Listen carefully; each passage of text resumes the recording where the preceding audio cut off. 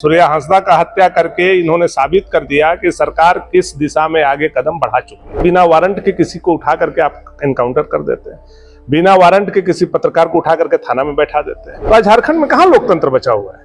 यही तो लोकतंत्र बचाने के लिए हम लोग यहाँ लड़ाई लड़ रहे हैं और ये झूठे लोग जाकर के बिहार में लड़ाई लड़ रहे हैं। जो झारखंड से बाहर का रहने वाला हो और आकर के झारखंडी लोगों पर दबदबा दिखाता हो, ऐसे लोगों का नाम लेने से हम लोगों को भी जाकर के घर में नहाना पड़ेगा, गंगा जल डाल करके नहाना पड़ेगा। इसलिए ऐसे लोगों को नाम लेना मैं उचित नहीं समझता। गोली जहां मारी गई वहां एक बूंद खून का निशान नहीं था। इससे पता चलता है कि सूर्या हांसदा का मौत टॉर्चर में ही हो गया। जब उन लोगों ने देखा कि ट्वीट भी हो गया, अब हम लोग कुछ नहीं कर सकते, तब जाकर के तीरथनाथ जी को और मुंडा जी को लोगों ने छोड़ने का काम। बार बार हेमंत जी बोलते थे कि ये जमीन किसानों का है, यहाँ किसी भी तरह का संस्था नहीं बनना चाहिए। और आज समय बदला, परिस्थिति बदली, हेमंत सोरेन जी मुख्यमंत्री बने और रिम्स 2 के लिए वही जमीन उनको दिखाई दे रहा है।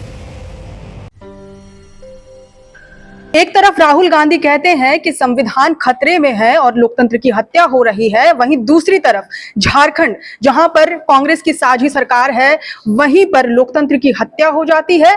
पत्रकारों को उठाया जाता है, रात में उन्हें गिरफ्तार किया जाता है बिना कोई वाजिब कारण बताए, बिना कोई वारंट के। मामला नगड़ी से जुड़ा हुआ है। सर, यहाँ पर यहाँ फिलहाल हम मौजूद हैं बीजेपी के कार्यालय में, प्रदेश कार्यालय में, और हमारे साथ मौजूद हैं पूर्व विधायक भानु प्रताप शाही जी। सर, क्या कहना चाहेंगे इस पूरे मामले पर, कैसे देख पा रहे हैं? देखिए, नगड़ी के जमीन का जो विषय है ये बहुत पुराना विषय है। जब हेमंत सोरेन जी नेता प्रतिपक्ष हुआ करते थे और हम लोग भी उस समय विपक्ष में थे, तो ये विषय बार बार हेमंत जी बोलते थे कि ये जमीन किसानों का है, यहाँ किसी भी तरह का संस्था नहीं बनना चाहिए। और आज समय बदला, परिस्थिति बदली, हेमंत सोरेन जी मुख्यमंत्री बने और रिम्स 2 के लिए वही जमीन उनको दिखाई दे रहा है।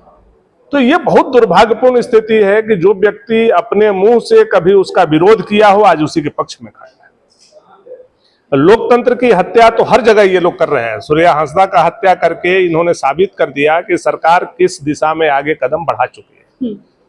आपके जो पत्रकार तीरथनाथ आकाश जी और मुंडा जी, दोनों को कल रात में डिटेन कर लिया गया। हम लोगों ने अगर ट्वीट नहीं किया होता, हम लोग अगर लड़ाई नहीं लड़े होते, हम लोग पुलिस पदाधिकारियों को फोन नहीं किए हुए होते, तो हो सकता था। हम लोगों ने तो यहाँ तक बोला कि हम लोग तो जाएंगे अभी अरगोड़ा थाना में रात को और देखेंगे कि उनका एनकाउंटर हुआ है कि वो ठीक ठाक है, तब जाकर के पुलिस ने उनको छोड़ने का काम किया। आपको इतनी जानकारी नहीं होगी, लेकिन हम लोगों ने कई पुलिस पदाधिकारी को फोन किया। तब दबाव में जब उन लोगों ने देखा कि ट्वीट भी हो गया, अब हम लोग कुछ नहीं कर सकते, तब जाकर के तीरथनाथ जी को और मुंडा जी को लोगों ने छोड़ने का काम। आप सोचिए, बिना वारंट के किसी को उठा करके आप एनकाउंटर कर देते हैं, बिना वारंट के किसी पत्रकार को उठा करके थाना में बैठा देते हैं, बिना किसी जुर्म का किसी पूर्व मुख्यमंत्री को, इतना बड़ा जो आज के डेट में कैबिनेट मिनिस्टर का पोस्ट को होल्ड करता है, उसको आप हाउस अरेस्ट कर देते हैं। तो आज झारखंड में कहां लोकतंत्र बचा हुआ है? यही तो लोकतंत्र बचाने के लिए हम लोग यहाँ लड़ाई लड़ रहे हैं और ये झूठे लोग जाकर के बिहार में लड़ाई लड़ रहे हैं। यहाँ के झारखंड के जितने मंत्री हैं वो बिहार में लड़ाई लड़ रहे हैं। उनको यहाँ झारखंड के लोकतंत्र दिखाई नहीं दे रहा है, इनको बिहार दिखाई दे रहा है। चंपई सोरेन जी को हाउस अरेस्ट कर लिया गया है और पूरे इलाके को, नगड़ी के इलाके को छावनी में तब्दील कर दिया गया है।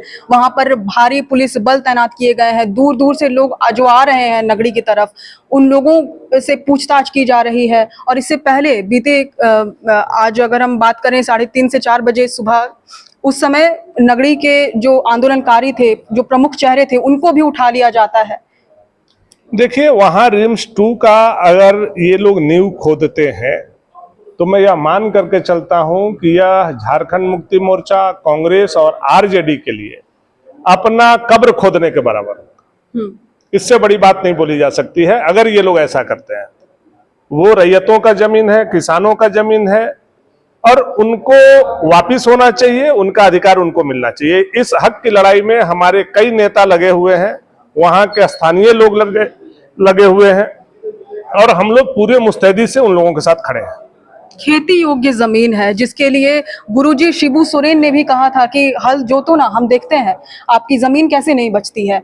खुद सरकार में रहते हुए सरकार का विरोध कर देते हैं गुरुजी शिबू सोरेन, और जब उनके बेटे हेमंत सोरेन आते हैं पावर में, तब उसी जमीन पर नजर गड़ाते हैं और उसी जमीन पर रिम्स 2 बनाने की बात कहते हैं। गुरुजी में और हेमंत जी में यही तो अंतर है।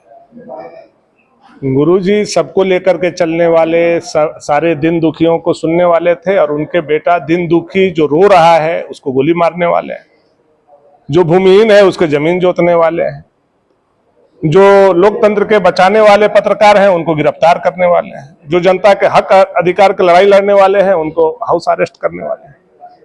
तो मुझे लगता है कि जैसे जैसे जिस दिशा में हेमंत जी बढ़ रहे हैं, कल इनको बहुत पछताना पड़ेगा।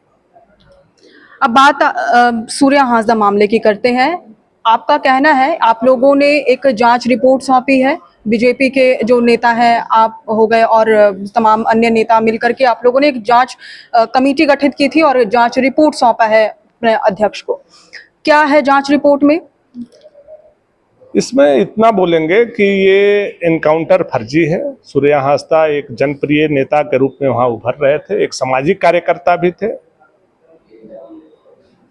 और अवैध उत्खनन, धर्मांतरण, कोयला पत्थर चोरी, उसके खिलाफ में संघर्ष कर रहे थे। आपने ये आशंका जताई है कि उन्हें करंट देकर टॉर्चर किया गया और उसी टॉर्चर में वे मारे गए। पूरा बताइए इस बारे में थोड़ा विस्तार बिल्कुल से। बिल्कुल, हम लोगों ने जो लोगों से पूछा है वो मैंने लोगों को बताने का काम किया है कि हम लोगों को ये डाउट है, क्योंकि उनके शरीर पर पूरा फोड़ा निकला हुआ था और गोली जहां मारी गई वहां एक बूंद खून का निशान नहीं था। इससे पता चलता है कि सूर्या हांसदा का मौत टॉर्चर में ही हो गया।